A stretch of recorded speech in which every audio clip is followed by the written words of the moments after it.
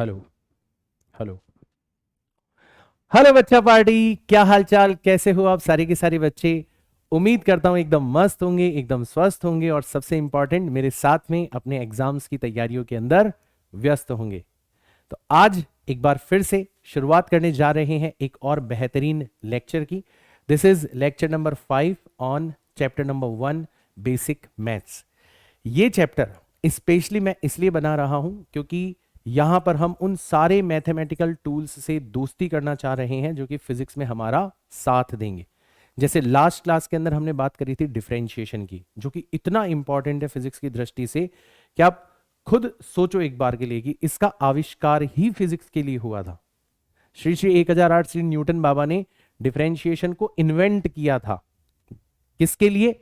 Physics के लिए, motion को और बेहतर तरीके से स्टडी करने के लिए, अपने लॉज ऑफ मोशंस को डिराइव करने के लिए। तो इतना इंपॉर्टेंट है। अब इतना इंपॉर्टेंट है तो इसको अच्छे से समझना भी पड़ेगा, और इसीलिए हमने इन लेक्चर्स के अंदर खास ख्याल रखा है एक डिफरेंट अप्रोच को यूज करने का, कि यार बच्चे को कुछ तो ऐसा बताया जाए कि बच्चे को खुद को पता पड़ जाए कि मुझे यहां यहां पर डिफरेंशिएशन यूज करना, खुद को पता पड़ जाए। और एक बार ये पता पड़ गया कि डिफरेंशिएशन यूज होगा, उसके बाद में डिफरेंशिएशन कैसे यूज करना है ये उस बच्चे को पता पड़ जाए। तो इसी अप्रोच को मैंने फॉलो किया है और आई होप आप बच्चों को काफी ज्यादा पसंद भी आ रही होगी। थ्रू आउट फिजिक्स मैं इसी अप्रोच के साथ में पढ़ाता हूं।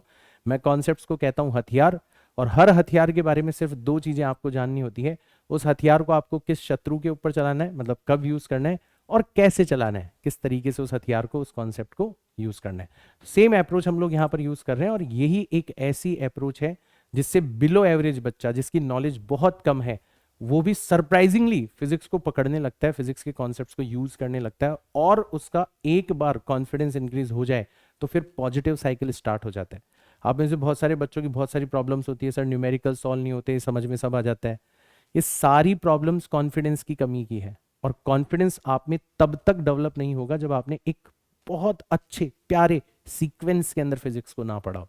तो इसी सीक्वेंस को हम फॉलो कर रहे हैं हमारी इस पूरी सीरीज के अंदर, एंड आई होप आपको इस सीरीज का फायदा मिल रहा होगा। तो सबसे पहले तो अपन बात करते हैं कि आज का जो ये लेक्चर है ना, इसमें हम पढ़ने क्या क्या वाले हैं। तो व्हेन वी यूज डिफरेंशिएशन, ये हम ऑलरेडी कर चुके हैं लास्ट क्लास के अंदर। हमने बहुत क्लैरिटी के साथ में बता दिया था कि फिजिक्स में अक्सर ऐसी सिचुएशंस मिलेंगी कि दो क्वांटिटीज एक दूसरे के ऊपर डिपेंड करेगी, और एक क्वांटिटी की दूसरे के रिस्पेक्ट में आपको रेट निकालनी होगी, इंस्टेंटेनियस रेट निकालनी होगी, तो आपको डिफरेंशिएशन का यूज करना पड़ेगा। ठीक है, फिर हाउ वी यूज डिफरेंशिएशन। तो मैंने आपको ये बताया था कि जब भी दो क्वांटिटीज एक दूसरे के ऊपर डिपेंड करती है तो उनका जो रिलेशन है, उनकी जो डिपेंडेंस है, उसको शो करने के, रिप्रेजेंट करने के दो अलग अलग तरीके होते हैं। एक होता है मैथमेटिकल फंक्शन, जैसे y is equal to sine x या y is equal to x square, और एक होता है ग्राफ। तो आपने साइन एक्स का भी ग्राफ देखा होगा, आपने एक्स स्क्वायर का भी ग्राफ देखा होगा। तो हमने लास्ट क्लास के अंदर जब रिलेशन को मैथमेटिकल फंक्शन की फॉर्म में दिया हुआ है तब डिफरेंशिएशन कैसे करते हैं ये वाला पार्ट खत्म किया था। मैंने कुछ फॉर्मूले बताए थे, कुछ रूल्स बताए थे, उनका यूज करके आप किसी भी मैथमेटिकल फंक्शन का डिफरेंशिएशन कर सकते हो। आज हम बात करेंगे इसके बारे में कि डिफरेंशिएशन का ग्राफ में किस तरीके से यूज किया जाता है। अगर दो क्वांटिटीज का रिलेशन मैथमेटिकल फंक्शन की फॉर्म में ना दिया जाए तो सारे फॉर्मूले फेल हो जाएंगे, सारे रूल्स फेल हो जाएंगे। फिर क्या करेंगे? तो आज हम ग्राफ के अंदर डिफरेंशिएशन करना सीखेंगे। साथ ही साथ में हम बात करेंगे ढेर सारी एप्लीकेशंस के बारे में, और इनमें से सबसे इंपॉर्टेंट है मैक्सिमा मिनिमा वाली एप्लीकेशन। मजा आ जाएगा आपको। इसके अलावा भी बहुत सारी एप्लीकेशंस हैं, उनके बारे में बात करेंगे आज के इस लेक्चर के अंदर, एंड डेफिनेटली ढेर सारे एग्जांपल्स, ढेर सारे वर्कड आउट एग्जांपल्स के थ्रू हम हर कॉन्सेप्ट को क्लैरिटी के साथ में समझते हुए चलेंगे। तो ये हमारा आज का एजेंडा है, एंड आई होप आप सारे के सारे बच्चे जो भी इस वीडियो को देख रहे हैं वो पूरा प्रिपेयर्ड होके बैठो क्लास के अंदर। मैं इन क्लासेस को फिक्स्ड शेड्यूल सुबह 9 बजे क्यों डाल रहा हूं, इसका एकमात्र कारण यह है कि आप इसको क्लास की तरह लो। जैसे आप क्लास में नहीं जाते ऑफलाइन में, पूरा तैयार होके जाते हो और वहां से उठ के आना अलाउड नहीं होता, तो ये डिटर्मिनेशन आपको खुद से लाना है। यार सर अपनी तरफ से पूरा काम कर रहा है, फिक्स सुबह 9 बजे हमें क्लास मिल जाती है।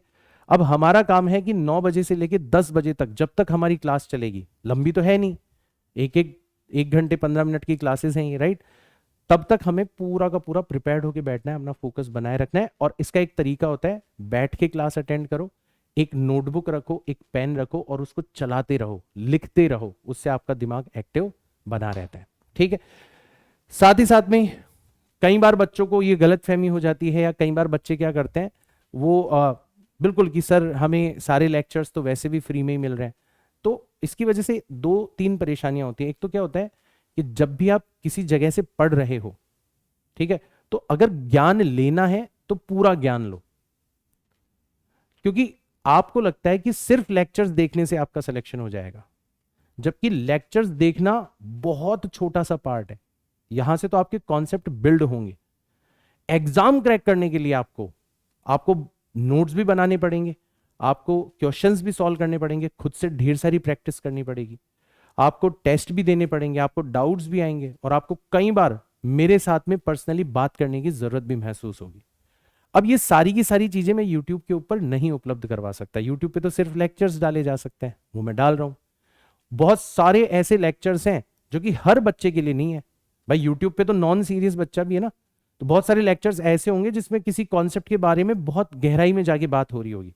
अब उसको यूट्यूब पे डालना फालतू की चीज है, क्योंकि यूट्यूब पे जैसे ही उस लेक्चर को डाला जाएगा तो जो इधर उधर की बातें करने वाले बच्चे हैं वो उसको बहुत ज्यादा डिसलाइक कर देंगे, क्योंकि उनको मजा नहीं आएगा ना, वहां तो गहराई वाली बात हो रही होगी।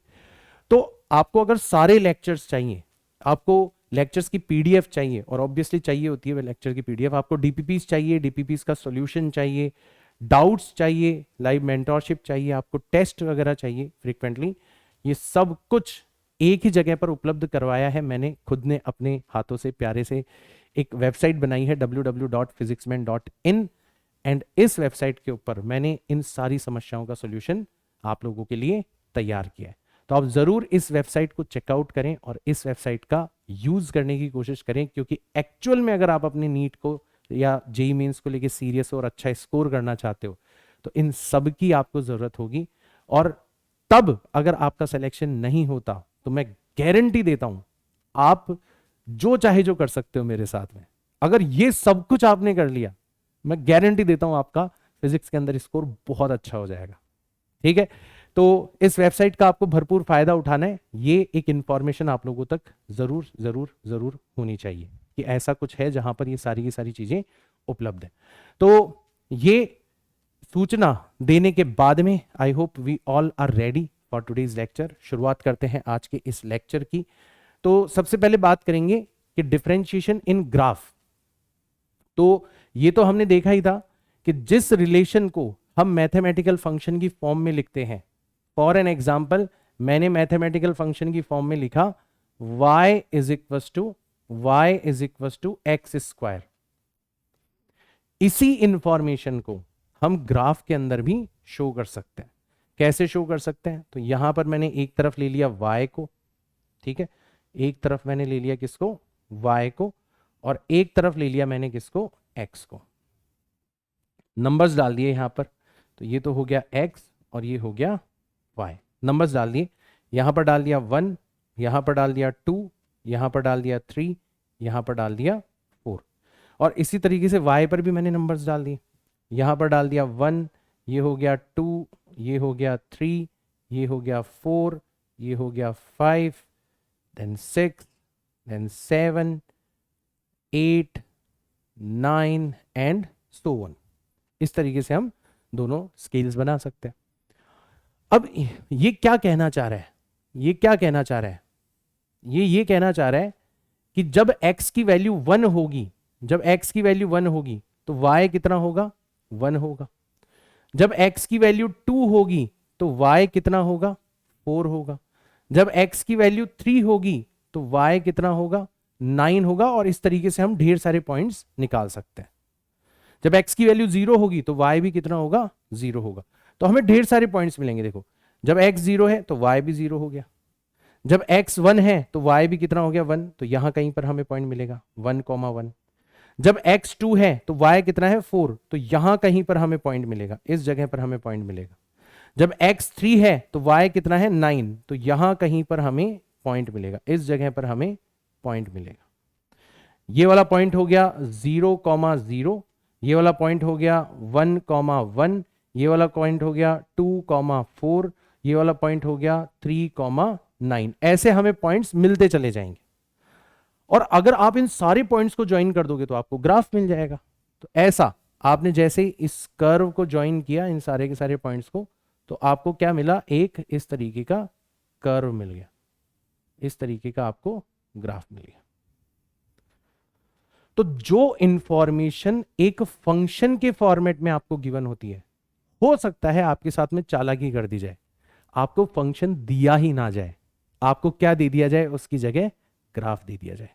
तो क्या आप शिकायत करोगे कि सर हमें तो आपने बताया ही नहीं कि y और x कैसे डिपेंड करते हैं, हमें तो कोई इक्वेशन तो दी नहीं है आपने?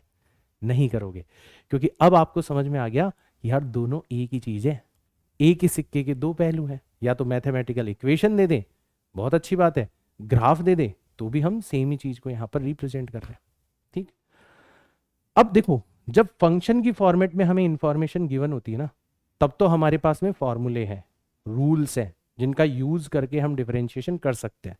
जैसे अगर मान लो हमें ये दे दिया जाता और पूछा जाता कि बताओ dy बाई डी एक्स कितना होगा, तो हम क्या करते, डायरेक्ट हम यहां से क्या करते, फॉर्मूले का यूज करते, dy बाय डी एक्स निकालने के लिए फॉर्मूले का यूज करते। कौन सा वाला फॉर्मूला, x की पावर n वाला फॉर्मूला। पावर आ जाती है आगे तो 2 आ जाएगा आगे, और पावर हो जाती है कम तो 2 में से 1 को कम किया तो बचेगा 1, तो x की पावर 1 को आप सिंपली क्या लिख सकते हो, x लिख सकते हो। तो अगर हमें इस फॉर्मेट में दी जाती डिपेंडेंस, कितना आसान था डिफरेंशिएशन करना, कितना आसान था, बहुत मजेदार था ये तो। लेकिन अब अगर हमें ये नहीं दिया गया, सिर्फ क्या दे रखा है, ग्राफ दे रखा है, तब डिफरेंशिएशन कैसे करेंगे, तब डिफरेंशिएशन कैसे करेंगे? तो एक मूल मंत्र मैं आपको बता रहा हूं, उस मूल मंत्र का आपको यूज करना है, आप डिफरेंशिएशन कर ले जाओगे कि आपको किसी भी पॉइंट पर dy बाय डी एक्स निकालना है at any point x in graph. यही तो आपका सवाल है। तो इसका सीधा सीधा जवाब मैं आपको दे रहा हूं, किसके इक्वल होता है, is equals to the slope of the tangent, slope of the tangent. Tangent I hope आप सभी लोगों को पता होगा क्या होती है, on that point, on the curve at that point. ध्यान से समझना, छोटी सी चीज है बट एक बार समझ में आ गई तो जिंदगी भर के लिए आपकी हेल्प हो जाएगी। तो ये बन गया हमारा रूल कि जब भी हमें ग्राफ में डिफरेंशिएशन फाइंड आउट करना है, जिस भी पॉइंट पर फाइंड आउट करना है, उस पॉइंट पर हम क्या करेंगे, सबसे पहला काम एक टेंजेंट ड्रॉ करेंगे। भाई सबसे पहला काम क्या करेंगे हम, सबसे पहला काम हम क्या करेंगे, सबसे पहले एक टेंजेंट ड्रॉ करेंगे। आई होप सबको पता होगा टेंजेंट क्या होती है, अगर नहीं पता तो मैं आपको बता देता हूं। टेंजेंट होती है, जैसे मान लो मुझे इस पॉइंट पर, मुझे इस पॉइंट के ऊपर graph dy by D x find out करना है, तो पॉइंट 3,9 पर मैं क्या करूंगा, ऐसे ऐसे एक टेंजेंट ड्रॉ करूंगा। ये देखो, टेंजेंट का मतलब होता है एक ऐसी लाइन जो कि सिर्फ एक पॉइंट के ऊपर ही क्या कर रही हो, इसको टच कर रही हो, उस गिवन पॉइंट के ऊपर ही इसको क्या कर रही हो, टच कर रही हो। मैं थोड़ा सा और अच्छे से ड्रॉ कर देता हूं, एक लाइन जो कि सिर्फ इस गिवन पॉइंट पर ही, इस गिवन पॉइंट पर ही इस कर्व को क्या कर रही हो, टच कर रही हो, ये कहलाती है टेंजेंट। आई होप सबको दिख रही होगी, ग्रीन कलर से मैंने ड्रॉ किया है ना, व्हाइट के साथ में ग्रीन कलर के साथ में। अच्छा दूसरा कलर यूज कर लो तो शायद और अच्छा दिखेगा आपको, ऐसे ये वाला कलर यूज कर देता हूं, ये थोड़ा ज्यादा बेटर दिखेगा। ठीक है, किसी भी पॉइंट पर, ठीक है। तो सबसे पहला काम तो हमने क्या कर लिया, टेंजेंट। टेंजेंट का मतलब सब समझ गए, जो सिर्फ उस कर्व को सिर्फ एक ही पॉइंट पर टच करे, जिस पॉइंट पर अपन टेंजेंट ड्रॉ कर रहे हैं उसी पर टच करें, और किसी पॉइंट्स के ऊपर आसपास टच नहीं करनी चाहिए। ये तो हो गई हमारी टेंजेंट। अब दूसरा वर्ड है इसके अंदर, स्लोप। कि सर स्लोप का मतलब क्या होता है ना, ये सब छोटी छोटी बातें मैं ऑलरेडी बता चुका हूं, जब अपनों ने एलजेब्रा पढ़ा था तब भी मैंने स्लोप का मतलब बताया था, बट यहां पे एक बार फिर से बता देता हूं। तो स्लोप का मतलब होता है कि ये जो लाइन आपने ड्रॉ करी है, हर लाइन की स्लोप होती है, ध्यान रखना। इसको तुम आगे तक एक्सटेंड करोगे तो ये एक्स एक्सिस के साथ में कुछ एंगल बनाते हुए नजर आएगी। इसका एक और आसान तरीका है, तुम इस लाइन को आगे तक एक्सटेंड करने की बजाय एक्स एक्सिस के पैरेलल एक लाइन यहां पर ड्रॉ कर दो। तो तुमने क्या करा, तुमने एक्स एक्सिस के पैरेलल एक लाइन यहां पर ड्रॉ कर दी। भाई बात तो वही हुई ना, तुम इसको खींच के यहां तक लेके आओ या इसको उठा के वहां ले जाओ, तो ये तरीका ज्यादा आसान है। एक्स एक्सिस के पैरेलल एक लाइन ड्रॉ कर दो। तो जैसे एक्स एक्सिस के पैरेलल एक लाइन ड्रॉ करोगे तो यहां पर आपको क्या बनता हुआ नजर आएगा, एक एंगल बनता हुआ नजर आएगा थीटा, एक एंगल बनता हुआ नजर आएगा थीटा। और जो स्लोप है इस टेंजेंट की, जो स्लोप है इस टेंजेंट की, वो इसी थीटा के लिए अगर आप टेन थीटा निकालोगे तो वही क्या बन जाएगी, आपकी स्लोप बन जाएगी। वही क्या बन जाएगी, आपकी स्लोप बन जाएगी। आया सबको समझ में, आ रहा है सबको समझ में? इस तरीके से हम लोग किसी भी पॉइंट के ऊपर स्लोप के थ्रू, टेन थीटा के थ्रू हमें क्या करना है, उस पॉइंट पर टेंजेंट ड्रॉ करनी है, एक्स एक्सिस के पैरेलल एक लाइन ड्रॉ करनी है, एक एंगल बनेगा, उस एंगल को मेजर करना है, या फिर हमें क्वेश्चन के अंदर गिवन होगा, और उस एंगल के लिए टेन थीटा की वैल्यू निकालनी है। वही किसको रिप्रेजेंट करेगी, वही हमारी dy बाय dx को रिप्रेजेंट करेगी। आया सबको समझ में? तो ये तरीका होता है ग्राफ के अंदर डिफरेंशिएशन को फाइंड आउट करने का, स्लोप ऑफ द टेंजेंट। ठीक है, चलो कुछ एग्जांपल्स लेते हैं अपन, आ जाओ कुछ एग्जांपल्स लेते हैं। ठीक है, जैसे मान लो मैंने आपको अब की बार मैथमेटिकल फंक्शन दिया ही नहीं, मैंने आपको मैथमेटिकल फंक्शन दिया ही नहीं, ये y है और ये x है। ठीक है, एक तरफ y एक तरफ x, कोई मैथमेटिकल फंक्शन नहीं दिया, मैंने सिर्फ क्या दिया है, इन दोनों के बीच का रिलेशन एक ग्राफ के फॉर्मेट में दिया है। कैसे दिया है, एक ग्राफ के फॉर्मेट में दिया है। तो कुछ ऐसा ग्राफ आपको गिवन है, कुछ ऐसा ग्राफ आपको गिवन है, इस तरीके का ग्राफ आपको गिवन है। ठीक है, दोनों क्वांटिटी के बीच का वेरिएशन जो है वो आपको दिया, कुछ इस तरीके का ग्राफ आपको गिवन है। अब आपको दो पॉइंट कहे गए हैं, एक तो आपको कहा गया है ये वाला पॉइंट, ये वाला पॉइंट। ठीक है, एक तो कहा गया है कि इस पॉइंट के ऊपर, तो इसका नाम रख दिया इन्होंने पॉइंट x1। एक कहा गया है ये वाला पॉइंट, इसका नाम इन्होंने रख दिया पॉइंट, इसका नाम इन्होंने रख दिया पॉइंट x2।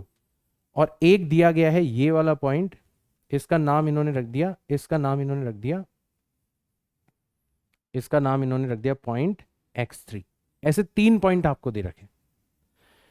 अब क्योंकि डायग्राम बेस्ड क्वेश्चन है तो और भी इंफॉर्मेशन आपको गिवन है। जैसे आपको ये गिवन है कि यहां पर जैसे आप टेंजेंट ड्रॉ करोगे, आपने यहां पर टेंजेंट ड्रॉ करी या आपने टेंजेंट ड्रॉ करी, तो ये एक्स एक्सिस के साथ में कितना एंगल बना रही है, तो यहां पर आपको गिवन है ये एक्स एक्सिस के साथ में 60 डिग्री का एंगल बना रही है, 60 डिग्री का एंगल बना रही है।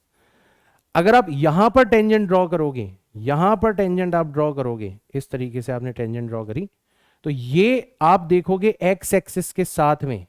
ठीक है, अब थोड़ा सा चालाकी करेगा वो आपको ये वाला एंगल दे देगा, ये वाला एंगल। ठीक है, ये वाला एंगल कितना बना रही है, 30 डिग्री का एंगल बना रही है। ऐसे आपको डायग्राम बना के दे देगा। और यहां पे तो खैर उसको देने की जरूरत ही नहीं है, जैसे आप टेंजेंट ड्रॉ करोगे तो आपको सीधा सीधा समझ में आ जाएगा कि जो एंगल बन रहा है वो 0 डिग्री है, क्योंकि टेंजेंट एक्स एक्सिस की पैरेलल है। तो आपको सवाल में ये कहा गया है, ये डायग्राम दे दिया गया है आपको, और आपको सवाल में ये कहा गया है कि फाइंड dy बाय dx। देखो मजे ले रहा है जो आपके, dy by dx eight x1। अब जिन बच्चों ने आज का लेक्चर अटेंड नहीं किया वो सोचेंगे यार फॉर्मूला तो दे ही नहीं रखा, किसका डिफरेंशिएशन करें। और जो आज का लेक्चर देख रहे हो उनको बहुत अच्छा लग रहा है कि यार हमें फॉर्मूला नहीं दे रखा, कोई टेंशन नहीं है, ग्राफ दे रखा है ना, और ग्राफ में डिफरेंशिएशन का मतलब क्या होता है हमें पता ही है। आपसे पूछा जाएगा कि find dy by dx at point x2, और आपको कहा जाएगा कि find dy by dx at point x3। क्या आप फाइंड आउट कर पाओगे? आप बोलोगे सर बहुत आसान है, आपने बता तो दिया। सबसे पहले x1 की बात करते हैं। तो x1 पर टेंजेंट x एक्सिस के साथ में कितना एंगल बना रही है, 60 डिग्री। तो जो स्लोप होगी वो कितनी हो जाएगी, tan ऑफ 60 डिग्री हो जाएगी। और tan 60 की वैल्यू कितनी होती है, √3 होती है, तो हमारा आंसर आ जाएगा √3। बात करें x2 की, तो x2 पर जो एंगल बन रहा है वो कितना बन रहा है, 0 डिग्री एंगल बन रहा है, क्योंकि दोनों पैरेलल है। तो यहां पर स्लोप कितनी हो जाएगी, tan ऑफ 0 डिग्री, और tan 0 की वैल्यू कितनी होती है, 0 होती है, यानी कि यहां पर स्लोप कितनी हो जाएगी, 0। और लास्ट जो कि आपको कुछ इंपॉर्टेंट सिखाने के लिए दिया है मैंने, कि जब भी आप स्लोप निकालते हो ध्यान रखना एंगल आपको हमेशा पॉजिटिव एक्स एक्सिस की डायरेक्शन से लेना होता है। पॉजिटिव एक्स एक्सिस से कितना एंगल बन रहा है, तो ये जो पॉजिटिव एक्स एक्सिस से बनने वाला एंगल है ये आपको चाहिए होता है। तो वो चालाकी करेगा, सवाल में ये वाला एंगल दे देगा ताकि बच्चे ध्यान ना दें और डायरेक्ट 1030 करके आ जाए। आपको नहीं करना, आपको क्या करना है, आपको पहले ये वाला एंगल निकालना है। तो 180 में से 30 को माइनस करोगे तो ये कितना हो जाएगा, 150 डिग्री हो जाएगा, 150 डिग्री। और अब आप स्लोप निकालोगे तो अब आप इस 150 डिग्री को यूज करोगे, tan 150 डिग्री ये निकालोगे आप। और tan 150 डिग्री कितना होता है, तो मैंने आपको ट्रिग्नोमेट्री में सिखाया था, 150 डिग्री जो है वो सेकंड क्वाड्रेंट के अंदर है, और सेकंड क्वाड्रेंट में tan जो होगा वो नेगेटिव होगा। तो पहला तो हमारा आंसर क्या आने वाला है, नेगेटिव आने वाला है। फिर 150 को आप लिख सकते हो 180 माइनस 30, तो 180 और माइनस तो हट जाएंगे, सिर्फ 30 रह जाएगा, तो ये माइनस tan 30 के इक्वल हो जाएगा, माइनस tan 30। और अब तो tan 30 की वैल्यू आपको रखनी है, तो ये हो जाएगा -1 डिवाइडेड बाय √3, ये हो जाएगा। तो अब इस सवाल से हमें एक तो बहुत कंफर्टेबली अब कॉन्फिडेंस आ गया कि हम ग्राफ में भी डिफरेंशिएशन कर सकते हैं। पहली चीज तो ये हो गई। एक खास बात हमें और नजर आई यहां पर, क्या नजर आया कि जब आपका ग्राफ इंक्रीजिंग होता है ना, देखो बढ़ता हुआ ग्राफ है, ठीक है ना, तो इंक्रीजिंग ग्राफ जो होता है उसका स्लोप जो होता है, उसका जो डिफरेंशिएशन है वो हमेशा पॉजिटिव आता है। और जब आपका ग्राफ डिक्रीजिंग होता है, घटता हुआ ग्राफ है, देखो घट रहा है आपका ग्राफ, तब जो स्लोप है, तब जो डिफरेंशिएशन है वो हमेशा नेगेटिव आता है।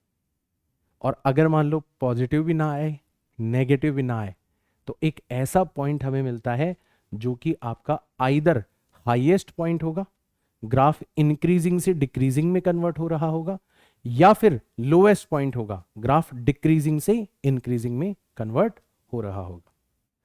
तो यहां से ये जो कंक्लूजन हमारे पास में आया, ये हमारी काफी ज्यादा मदद करने वाला है to find maxima and minima. अब आपको हिंट मिल गया होगा कि यार ऐसे तो कभी हमने सोचा ही नहीं, हम तो मैक्सिमा मिनिमा को अलग टॉपिक समझते थे, सर ने तो उसको भी इसी स्टोरी के अंदर पिरो दिया। और यही करूंगा बेटा मैं, आप तो इस चैप्टर की बात करो, मैं पूरी फिजिक्स को एक स्टोरी बनाऊंगा आपके लिए। आप मेरे साथ में पढ़ते चले जाओगे, आपको पता लगेगा पूरा फिजिक्स का सिलेबस एक स्टोरी है, एक कहानी है, ठीक, मजा आएगा आपको, ठीक है। तो ये हमने देखा यहां पर, इसको हम उल्टा यूज करेंगे कि जब भी dy by D x negative होगा हम समझ जाएंगे ग्राफ डिक्रीजिंग है, जब भी dy by D x positive होगा हम समझ जाएंगे ग्राफ इंक्रीजिंग है, और अगर dy बाई डी एक्स 0 आ गया तो हम समझ जाएंगे कि भाई साहब या तो ये पॉइंट मैक्सिमम है, पीक को रिप्रेजेंट कर रहा है, या ये पॉइंट मिनिमम है, ट्रफ को रिप्रेजेंट कर रहा है। मैक्सिमम को बोला जाता है लोकल मैक्सिमा और मिनिमम को बोला जाता है लोकल मिनिमा। तो यहां से हमारे पास में ये चीज भी इकट्ठी हो गई। तो अब हम तैयार हैं भाई, ठीक है सर, डिफरेंशिएशन इन ग्राफ तो हमें अच्छे से समझ में आ ही गया, ये क्वेश्चन भी हो गया, और इस क्वेश्चन से अब हमें और एक्साइटमेंट हो रहा है हमारे अगले टॉपिक के बारे में बात करने का, ठीक है। तो अगले टॉपिक के बारे में बात करने से पहले मैं एक बार और आपसे प्रैक्टिस करवाना चाहूंगा ताकि आपको बिल्कुल 100% क्लियर हो जाए, ठीक है, एकदम क्लियर हो जाए। जैसे मान लो आपको ऐसा कुछ दे रखा है कि ये आपका एक फिजिकल क्वांटिटी है y, ठीक है, और ये आपकी एक फिजिकल क्वांटिटी है x। दोनों के बीच का जो रिलेशन है, दोनों के बीच का जो रिलेशन है वो आपको ग्राफ की फॉर्मेट में दे रखा है। कुछ ऐसा आपको ग्राफ गिवन है, कुछ ऐसा आपको ग्राफ गिवन है, ठीक है, इस तरीके का आपको ग्राफ गिवन है, ठीक है। अब 3 पॉइंट्स मैं यहां पर बना रहा हूं, एक तो है ये वाला पॉइंट, इसका नाम मैं रख देता हूं A, एक है ये वाला पॉइंट, इसका नाम मैं रख देता हूं B, और एक है ये वाला पॉइंट, इसका नाम मैं रख देता हूं सी। इन तीनों ही पॉइंट पर एक चीज कॉमन है। क्या कॉमन है? जैसे ही तुम यहां पर स्लोप बनाओगे, टेंजेंट बनाओगे, तो यहां पर भी आपकी टेंजेंट जो है वो एक्स एक्सिस के पैरेलल होगी। इस पॉइंट पर भी आपकी जो स्लोप है वो एक्स एक्सिस के पैरेलल होगी, और इस पॉइंट पर भी जो टेंजेंट है वो आपके एक्स एक्सिस के पैरेलल होगी। मतलब यहां पर भी आपको dy बाई डी एक्स कितना मिलेगा? 0 मिलेगा। यहां पर भी आपको dy बाई डी एक्स कितना मिलेगा? 0 मिलेगा। और यहां पर भी आपको dy बाई डी एक्स कितना मिलेगा? ये आपको 0 मिलेगा। तो अगर आपसे कोई बिना ग्राफ दिए ये पूछता, मान लो अभी तो क्या हो गया कि हमें ग्राफ दे दिया, तो ग्राफ में तो हमें वैसे ही दिख गया कि ये वाला पॉइंट पीक है, ये ट्रफ है और ये पीक है। हाँ ठीक है, हमने देख लिया कि हाँ वाकई dy बाई डी एक्स यहां पर 0। उल्टा करो इस प्रॉब्लम को। अगर मान लो हमें ग्राफ नहीं दिया जाता, हमें सिर्फ मैथमेटिकल फंक्शन दिया जाता है इसका, और बिना ग्राफ ड्रॉ करें हमें यह पता लगाना होता कि अगर ग्राफ बनाएंगे तो पीक कहां कहां पर होगा और ट्रफ कहां कहां पर होगा, तो क्या हम कर पाते? आप बोलोगे सर बिल्कुल कर सकते थे, हमें ग्राफ बनाने की जरूरत ही नहीं है। हमें पहचान मिल गई पीक की और ट्रफ की। क्या पहचान मिल गई? जहां पर आपका dy बाई डी एक्स 0 हो। ठीक है, ये वाला जो रीजन है, ये वाला जो हिस्सा है, इसमें आपका dy बाई डी एक्स जो है ये पक्का क्या होगा? ये पक्का पॉजिटिव होगा। ये वाला जो रीजन है, यहां पर आपका dy बाई डी एक्स पक्का क्या हो जाएगा? यहां पर dy by D x negative हो जाएगा। और ये वाला जो हिस्सा है, ये वाला हिस्सा जो है, यहां पर फिर से इंक्रीजिंग है ग्राफ, तो dy बाई डी एक्स क्या हो जाएगा? पॉजिटिव हो जाएगा। और यहां पर घटने लगा तो dy बाई डी एक्स वापस से क्या हो जाएगा? यहां पर नेगेटिव हो जाएगा। तो ये वो पॉइंट्स है जहां पर ग्राफ इंक्रीजिंग से डिक्रीजिंग या डिक्रीजिंग से इंक्रीजिंग हो रहा होता है। ठीक है, तो दो स्पेशल पॉइंट्स हमने ढूंढ निकाले। पहला पॉइंट हमने ढूंढ निकाला जिसको हम कह रहे हैं पीक, ठीक है, या फिर कह रहे हैं लोकल मैक्सिमा, या फिर कह रहे हैं लोकल मैक्सिमा। इस पॉइंट पर क्या क्या होते हुए देखा हमने? एक तो हमने देखा कि इस पॉइंट पर dy बाई डी एक्स जो है वो 0 होता है। कितना होता है? 0 होता है। एक तो ये हमने देखा। तो आप बोलोगे सर ये कौन सी खास बात है? ये तो हमारे दूसरे वाले पॉइंट पर भी है। इसको अपन बोलते हैं ट्रफ। क्या बोलते हैं इसको? ट्रफ। या फिर इसको बोला जाता है लोकल मिनिमा। क्या बोलते हैं अपन इसको? लोकल मिनिमा बोलते हैं। पीक कहां कहां पर है? पॉइंट ए पर है और पॉइंट सी पर है। और ट्रफ कहां कहां पर है? पॉइंट डी पर है। पॉइंट डी पर है। तो क्या पहचान है? क्या क्या हमने यहां पर देखा? तो हमने देखा यार पीक पर dy बाई डी एक्स 0 है, बट ये तो कोई खास बात नहीं हुई। ये तो आपका ट्रफ पर भी है, तो ट्रफ पर भी आपका dy बाई डी एक्स कितना है? ट्रफ पर भी आपका dy बाई डी एक्स 0। तो ये तो खास बात नहीं हुई, ये तो दोनों जगह। कोई ऐसी चीज ढूंढो जो दोनों में अलग अलग हो, और वो तुम अब गौर से देखोगे तो तुम्हें समझ में आ जाएगा कि इस पॉइंट पर जो dy बाई डी एक्स है वो पॉजिटिव से नेगेटिव हो रहा है। ध्यान दो, क्या नजर आ रहा है हमें? हमें नजर आ रहा है कि पीक पर आपका dy बाई डी एक्स जो है वो पॉजिटिव था, और अब पॉजिटिव से वो किस में कन्वर्ट हो रहा है? नेगेटिव में कन्वर्ट हो रहा है।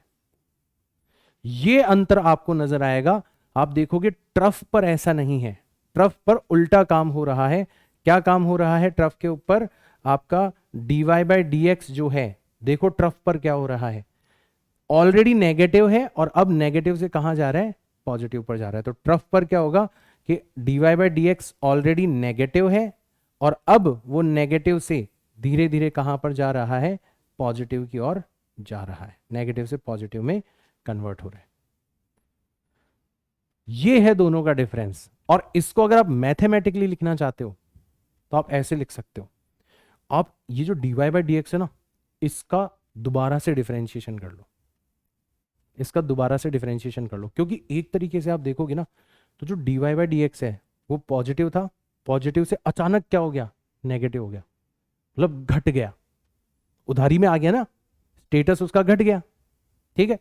और यहां पर क्या हुआ, जो dy बाई डी एक्स है वो नेगेटिव था, बेचारा उधारी में था, स्टेटस बहुत लो था उसका समाज में, अचानक से क्या हो गया, पॉजिटिव हो गया, अचानक से उसका स्टेटस बढ़ गया। dy बाई डी एक्स का स्टेटस जो है वो यहां पर चेंज हो रहा है।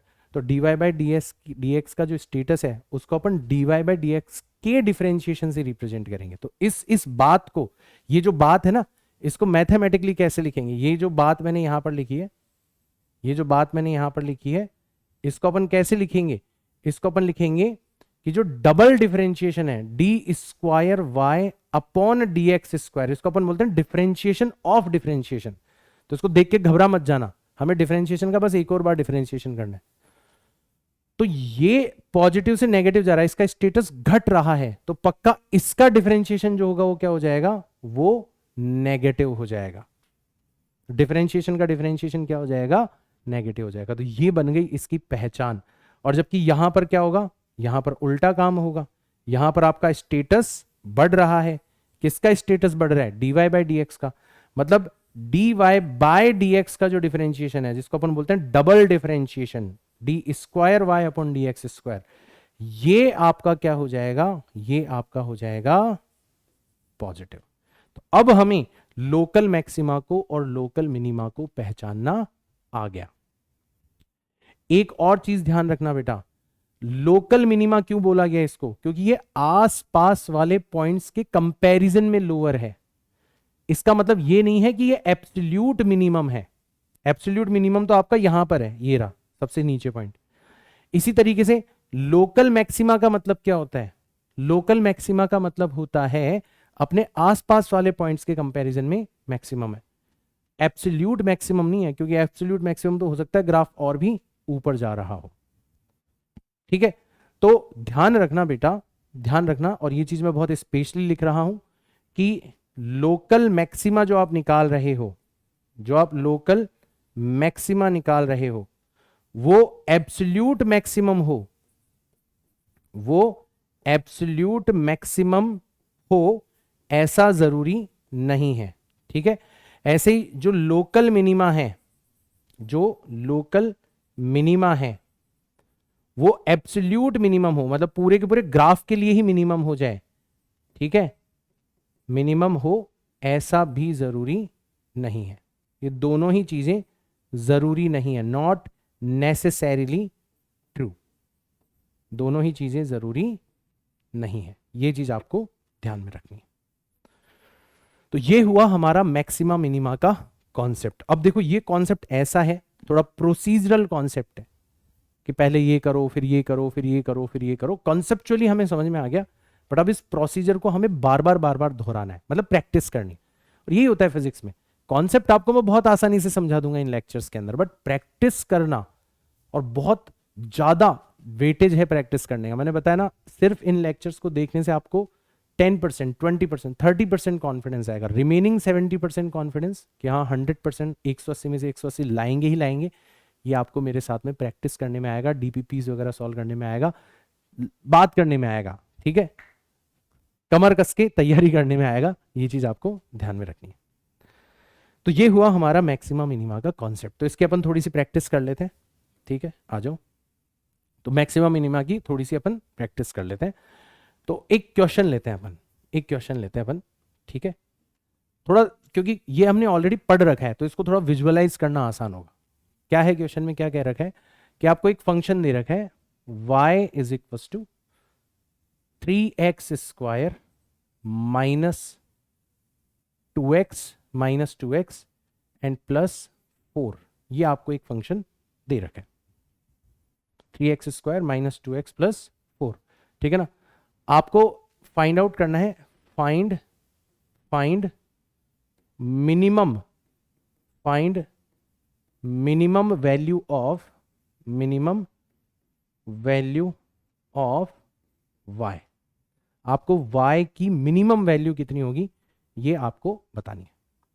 अब मैंने ये एग्जांपल जानबूझ के लिया है क्योंकि हम इसके बारे में बहुत कुछ जानते हैं, इसके बारे में बहुत कुछ जानते हैं। जैसे मैं तुमसे पूछूं कि क्या ये चीज आपको पहले भी कहीं नजर आई थी? अब बोलोगे सर आई तो थी, कहां पर नजर आई थी?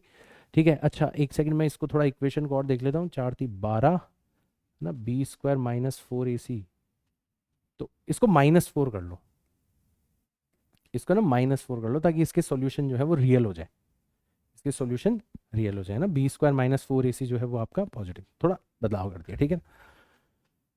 तो ये चीज हमने देखी हुई है, कहां पर देखी हुई है?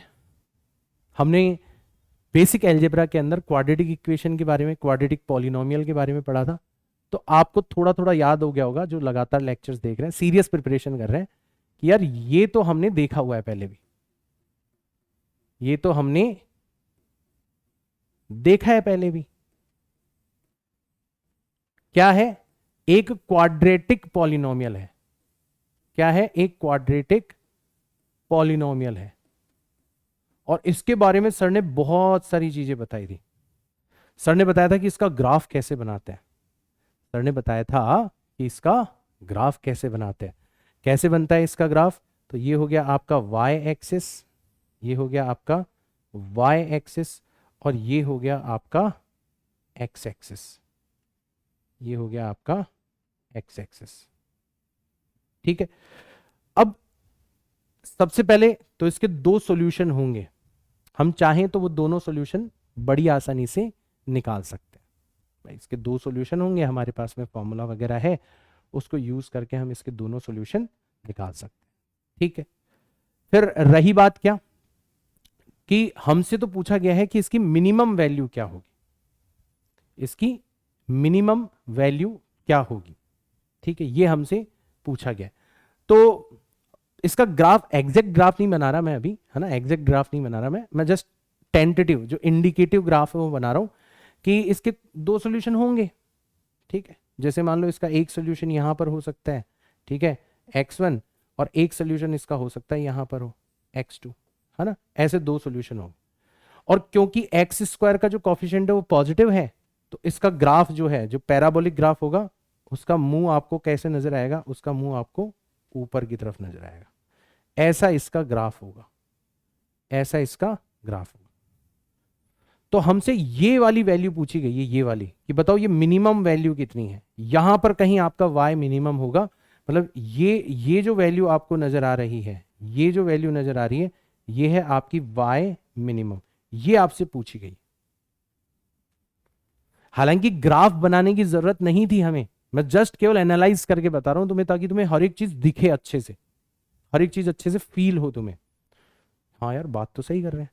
अच्छा, अभी अभी सर ने बताया था कि यार ये जो पॉइंट है ये क्या कहलाता है?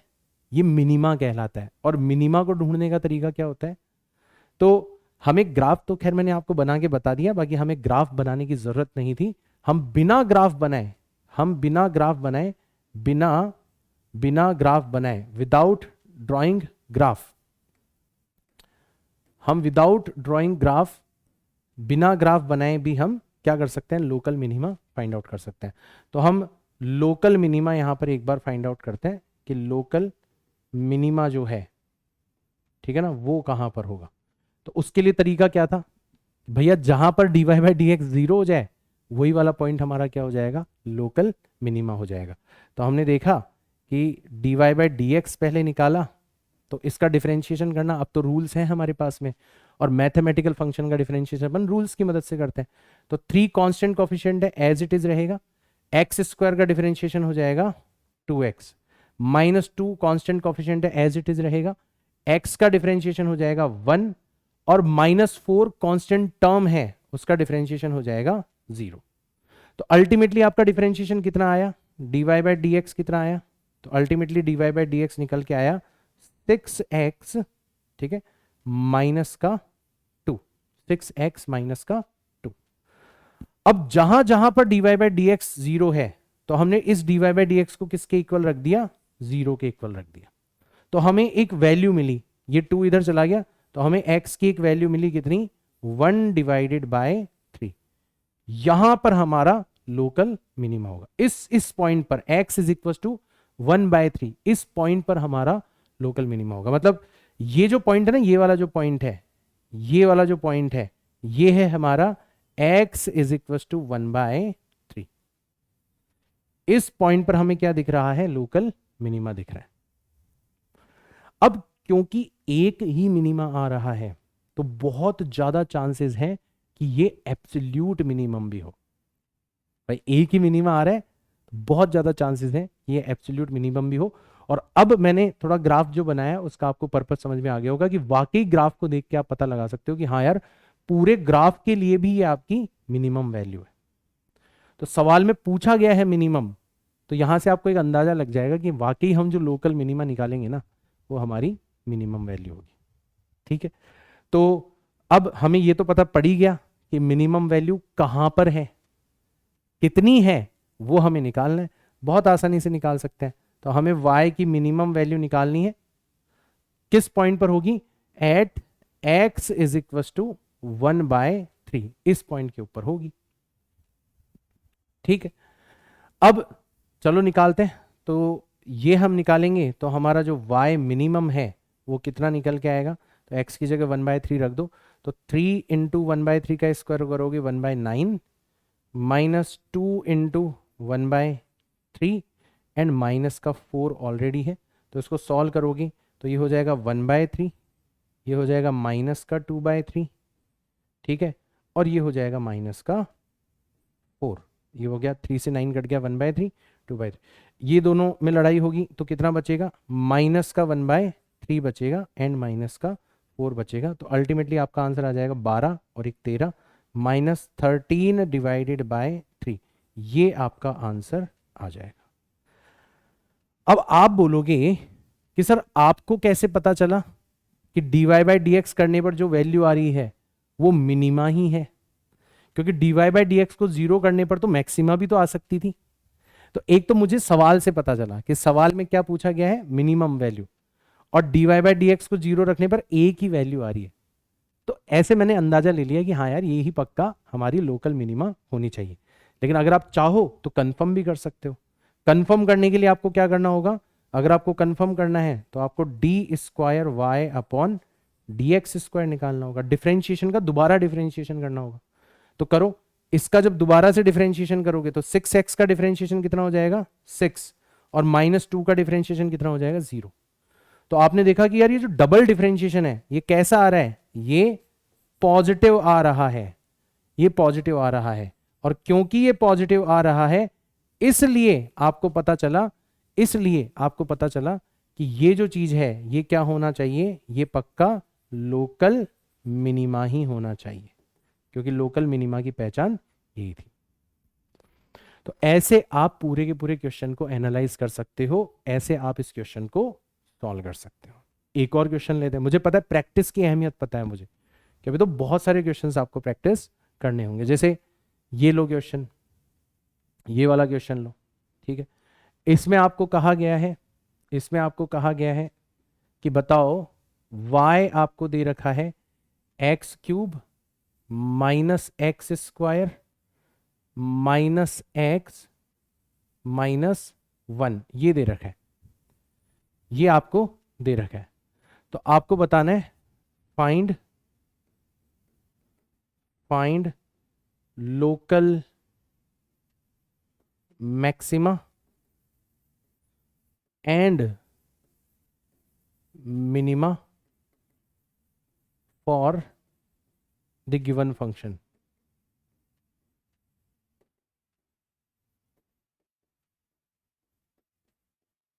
फॉर द गिवन फंक्शन, ये आपको फाइंड आउट करना। बहुत आसान है। देखो डायरेक्ट आपको इसमें तो दे दिया गया है कि local maxima minima find out करो, ठीक है। तो आप तो सीधा स्टार्ट हो जाओ कि local maxima minima find out करने के लिए स्टेप नंबर 1 क्या हुआ करता था कि आप dy/dx निकालते थे और इसको किसके इक्वल रख देते थे? 0। चलो dy/dx निकालो तो कितना आ जाएगा? 3x², x² का हो जाएगा -2x, x का हो जाएगा -1 और 1 का हो जाएगा 0। उसको लिखने की जरूरत नहीं है, इसको हमने 0 के इक्वल रख दिया। ये क्या बनी? ये क्वाड्रेटिक इक्वेशन बनी। तो इसका जो सॉल्यूशन है, इसका जो सॉल्यूशन है वो हम बड़ी आसानी से निकाल सकते हैं, ठीक है। वैसे तो मैं मिडिल टर्म को स्प्लिट करके भी निकाल सकता हूं, बट यहां पर मैंने आपको क्वाड्रेटिक फॉर्मूला बता रखा है, तो फटाफट से उसी को लगा दिया करो। तो x जो होगा वो किसके इक्वल हो जाएगा, माइनस बी, मतलब प्लस का 2 हो गया, माइनस बी करोगे तो प्लस का 2 हो गया, plus minus root B square, तो 2 का स्क्वायर करोगे कितना आ गया 4, माइनस 4ac, तो 4 को 3 से मल्टीप्लाई करोगे 12, 12 को माइनस 1 से मल्टीप्लाई करोगे माइनस 12, और माइनस माइनस प्लस होके यहाँ पे प्लस 12 आ जाएगा, डिवाइडेड बाय 2a, तो 2 को 3 से मल्टीप्लाई करोगे 6 आ जाएगा। फटाफट से सॉल्व करो, 12 प्लस 4 16, 16 का रूट कितना हुआ 4, तो ये आ जाएगा आपका 2 प्लस माइनस 4 डिवाइडेड बाय 6। तो दो आंसर निकल के आएंगे, एक तो आएगा आपका x1 जिसमें आपने यहाँ पे क्या ले लिया, माइनस ले लिया, तो 2 माइनस 4 करा तो बचेगा 2 minus 4 divided by 6, that is minus का 2 divided by 6, that is minus का 1 डिवाइडेड बाय 3। और एक आपने क्या करा, दूसरा सॉल्यूशन निकालने के लिए आपने प्लस ले लिया, तो ये हो गया 2 प्लस 4 डिवाइडेड बाय 6, मतलब 6 डिवाइडेड बाय 6 मतलब 1। अब यहां पर dy बाय dx को जीरो करने पर हमारे पास में 2 पॉइंट्स आए हैं, तो यहां पर अभी भी कंफ्यूजन बना हुआ है कि कौन सा पॉइंट लोकल मैक्सिमा है और कौन सा मिनिमम है। देखो पिछले क्वेश्चन में कोई कंफ्यूजन नहीं था क्योंकि पूछा ही मिनिमम था और एक ही पॉइंट आया था, इसलिए डबल डिफरेंशिएशन करने की जरूरत ही नहीं थी। यहां पर है जरूरत क्योंकि यहां पर कंफ्यूजन अभी तक भी बरकरार है। तो अपन क्या करते हैं, हम d square y upon d x square निकालते हैं, जो कि कितना आएगा, इसका दोबारा से डिफरेंशिएशन करो तो 3x स्क्वायर का डिफरेंशिएशन होगा 2x, तो कुल मिला के हो जाएगा आपका 6x, फिर माइनस 2x का डिफरेंशिएशन हो जाएगा माइनस का 2। ठीक है, ये हो गया आपका d square y upon d x square. अब बारी बारी से इन दोनों पॉइंट्स पर इसकी वैल्यू निकालो। ठीक है, तो इसकी वैल्यू हमें कहां कहां निकालनी है, एक तो हमें निकालनी है at x1 is equal to minus 1/3, निकाल के देखो कितनी आएगी, तो d square y upon d x square कितना निकल के आएगा 6, x की जगह मैंने रख दिया माइनस का 1/3 और यहां पर माइनस का 2 रखा हुआ है, 3 से 6 कट गया, 2 टाइम्स -2 और -2 कुल मिला के हो गया माइनस का 4, यानी कि d square y upon d x square हमारा क्या आ रहा है, नेगेटिव आ रहा है।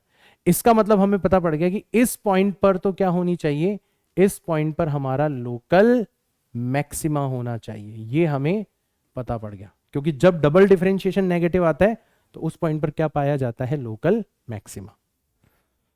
और दूसरा यहां पर क्या करना था हमें eight x2 is equal to 1 पर भी हमें d square y upon d x square की वैल्यू फाइंड आउट करनी थी, तो अब की बार x की जगह 1 रख दो, तो d square y upon d x square कितना आ जाएगा 6 इंटू 1 माइनस का 2, 4 माइनस 2 करेंगे, 6 माइनस 2 करेंगे तो प्लस का 4 आ जाएगा, मतलब d square y upon d x square इस पॉइंट के ऊपर क्या आ रहा है, पॉजिटिव आ रहा है। तो हमें पता पड़ गया कि ये वाला जो पॉइंट है, ये वाला जो पॉइंट है यहां पर क्या है, यहां पर लोकल मिनिमा है।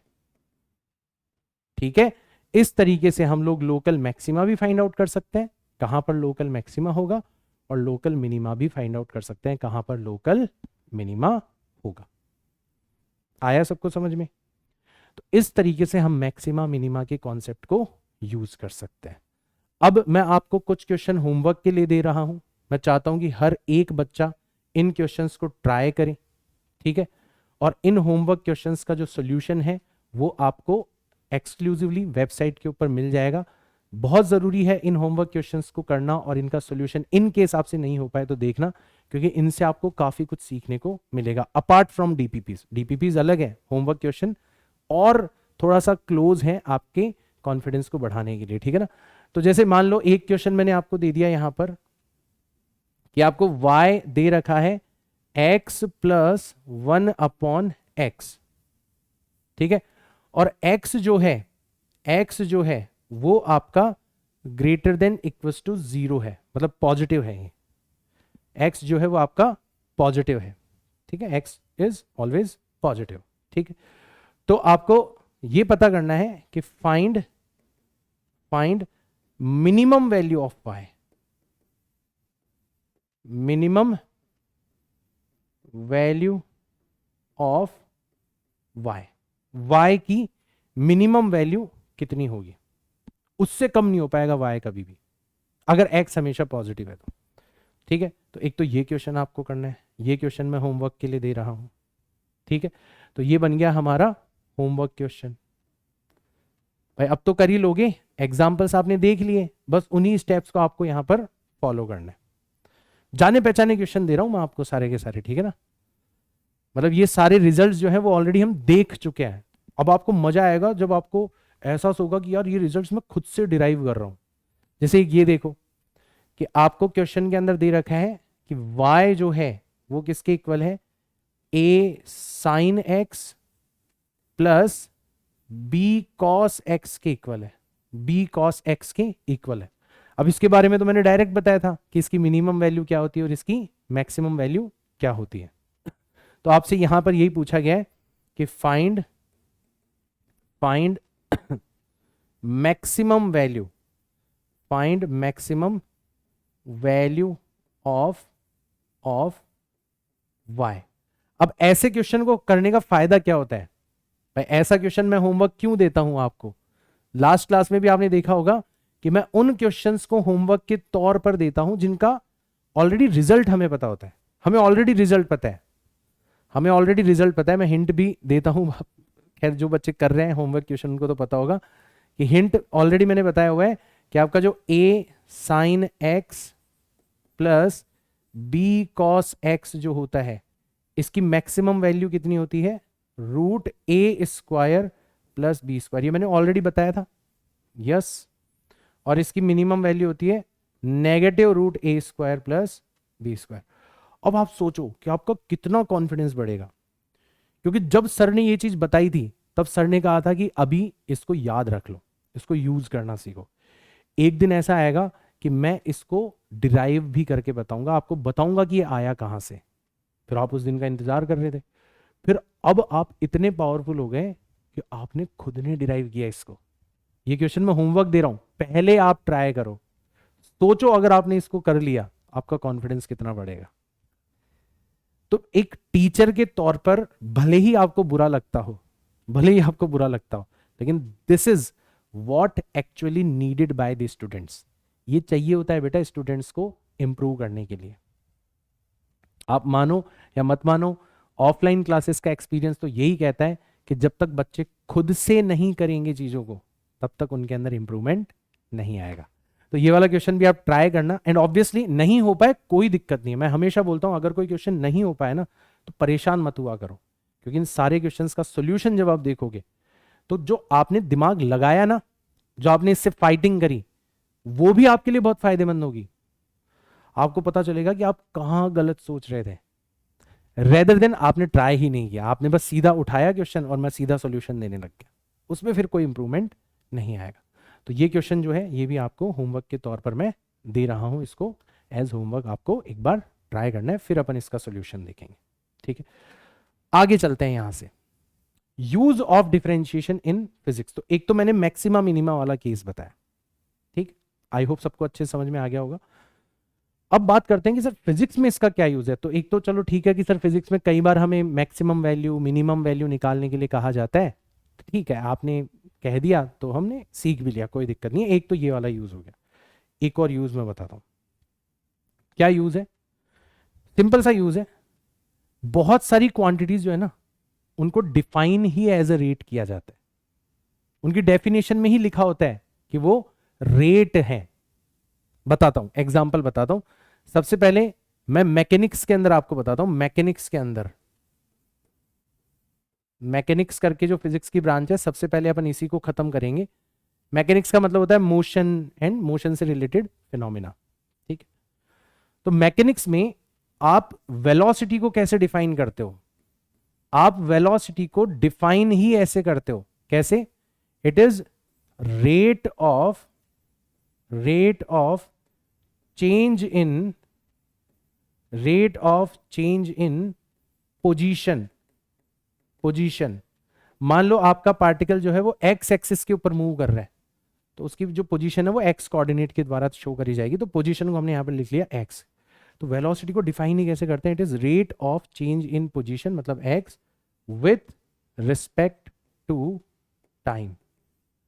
अब आप मुझे बताओ, जैसे ही आप ये डेफिनेशन पढ़ोगे, भाई एक समय आएगा जब मैं आपको वेलोसिटी पढ़ा रहूंगा, जैसे ही आप इस डेफिनेशन को पढ़ोगे तो क्या आप इंतजार करोगे क्या मेरा कि मैं तुम्हें बताऊं कि यहां पर डिफरेंशिएशन यूज होगा? नहीं करोगे। आपको खुद को पता है, सर ने इतना क्लैरिटी के साथ में बताया था कि जब भी दो क्वांटिटीज एक दूसरे के ऊपर डिपेंड करें और एक में होने वाली जो चेंज की रेट है, ठीक है, विथ रेस्पेक्ट टू अदर, वो आपसे पूछी जाए, ठीक है, और एक वर्ड अगर और ऐड कर दिया जाए ना, यहां पर एक वर्ड आपको और ऐड कर दिया जाए, वो है इंस्टेंटेनियस रेट। इंस्टेंटेनियस रेट, तब तो और ज्यादा कंफर्म हो गया कि पक्का हमें क्या करना पड़ेगा, डिफरेंशिएशन करना पड़ेगा। तो यहां से आपको पता पड़ जाएगा कि v जो है, वेलोसिटी जो है, it can be written as the differentiation of x with respect to time. ठीक है, अब अगर आपको x टाइम के फंक्शन की फॉर्मेट में दे रखा है, तब तो फॉर्मूले और रूल हमारे काम आ जाएंगे। और अगर मान लो आपको x और t का ग्राफ दे रखा है, अगर आपको x और t का मान लो लेट्स से ग्राफ दे रखा है, तो फिर वेलोसिटी कैसे फाइंड आउट करोगे? तो फिर वेलोसिटी सीधा सीधा हो जाएगी, क्योंकि ग्राफ में डिफरेंशिएशन का मतलब क्या होता है, स्लोप ऑफ द टेंजेंट।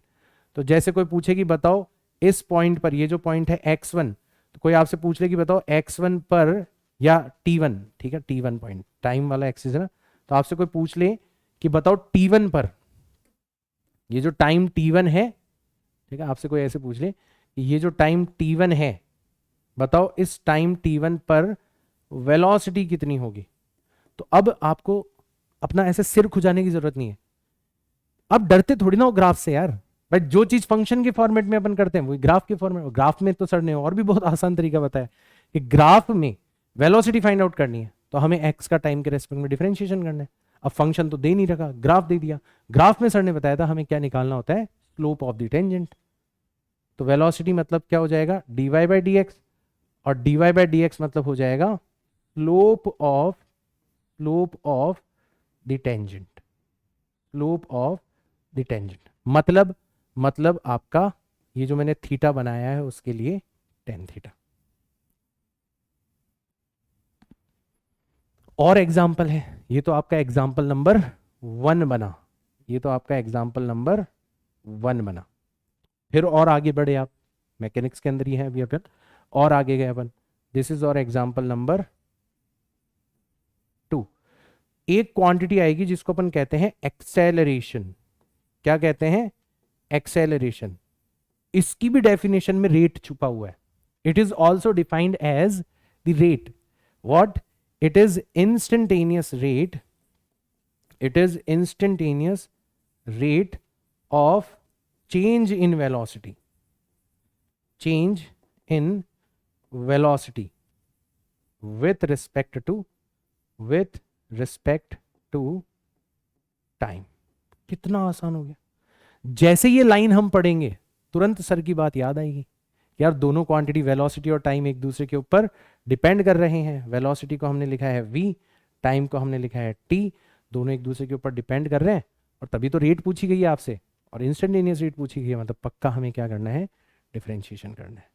तो अब आप एक्सेलरेशन a कैसे डिफाइन कर सकते हो, using dv divided by dt, velocity का टाइम के रिस्पेक्ट में डिफरेंशिएशन।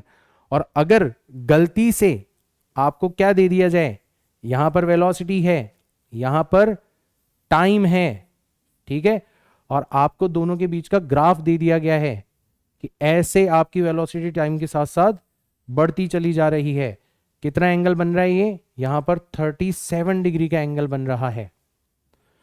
तो बताओ एक्सेलरेशन कितना होगा, बताओ एक्सेलरेशन कितना होगा। तो सबसे पहले तो हमने देखा कि वेलोसिटी का टाइम के रिस्पेक्ट में डिफरेंशिएशन करना है। फंक्शन दिया जाता तो हम फॉर्मूला यूज कर लेते, बट फंक्शन तो दे नहीं रखा, हमें तो ग्राफ दे रखा है, और ग्राफ में डिफरेंशिएशन का मतलब क्या होता है, स्लोप।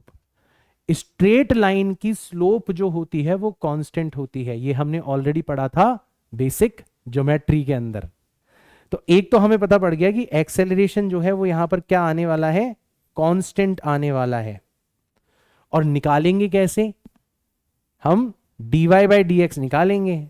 और dy by D x graph में कैसे निकाला जाता है, स्लोप के फॉर्मेट में निकाला जाता है। और स्लोप कैसे ली जाती है स्ट्रेट लाइन की, वो एक्स एक्सिस के साथ में कितना एंगल बना रही है 37, तो यहां पर लिखेंगे tan 37। और tan 37 में आपको ऑलरेडी बता चुका हूं कितना होता है, 3 डिवाइडेड बाय 4 होता है। ये हो जाएगा हमारा आंसर। तो इतने सारे एग्जाम्पल्स हैं, जैसे जैसे आप मेरे साथ में फिजिक्स पढ़ते चले जाओगे, अब जो कि मैंने आपको गारंटी दी थी, एंड अब आपको कमेंट्स के अंदर मुझे बताना है कि यार वाकई ये अप्रोच डिफरेंट है या नहीं है। कि कोई इंसान आपके सामने आता है, सिर्फ 2 दिन आपको डिफरेंशिएशन पढ़ाता है, लेकिन डिफरेंशिएशन को लेके जो क्लैरिटी आप हासिल करते हो वो इतनी ज्यादा है कि अब आप इंतजार कर रहे हो डिफरेंशिएशन का। यार अब सर अब हमसे वेट नहीं हो रहा, अब जल्दी से फिजिक्स स्टार्ट करो, क्योंकि आपने तो बहुत क्लैरिफाई कर दिया यहां पर, बहुत क्लैरिटी के साथ में हमें सारी सारी चीजें बता दी। अच्छा अभी तो और रुको, अभी और एग्जांपल बताता हूं, फिर अपन इस सेशन को एंड करेंगे। दिस इज और एग्जांपल नंबर 3। यहीं पर खत्म नहीं होती कहानी। फोर्स जो है ना, फोर्स, उसको भी अपन एज अ रेट डिफाइन करते हैं भाई साहब। फोर्स को भी कैसे डिफाइन किया जाता है, एज अ रेट डिफाइन किया जाता है। कैसे, आप पढ़ोगे ना फोर्स की डेफिनेशन, तो it is instantaneous rate, it is instantaneous rate of change in momentum, change in momentum, change in momentum with respect to time. ठीक है, मोमेंटम को अपन लिखते हैं p, ये एक वेक्टर क्वांटिटी है, और टाइम को अपन लिखते हैं t। सारी वेक्टर क्वांटिटी है, तो अभी मैं एक बार के लिए वेक्टर हटा देता हूं, है ना, अभी सिर्फ अपन p लिख देते हैं इसको, है ना। तो जैसे ही आप ये डेफिनेशन पढ़ोगे आपको पता पड़ जाएगा कि यार ये तो बहुत आसान है। इसका मतलब पक्का force can be defined as the differentiation of momentum with respect to time, with respect to time. अगर मान लो कभी गलती से आपको मोमेंटम और टाइम का ग्राफ दे दिया जाए, बच्चे देखो ग्राफ से क्यों घबराते हैं, अब आपको खुद को रियलाइज होगा कि यार ग्राफ कोई अलग चीज थोड़ी ना है जिसको अलग से पढ़ने की जरूरत पड़े। ये तो भाई एक ही शॉट में निपटा रहे हैं, और इतना क्लैरिटी के साथ में समझ में आ रहा है जितना शायद कभी पहले नहीं आया होगा। क्योंकि अब आपकी टेंशन दूर हो गई कि आपको अलग कुछ नहीं पढ़ना, सेम चीज मोमेंटम और टाइम का आपको ग्राफ दे दिया गया है।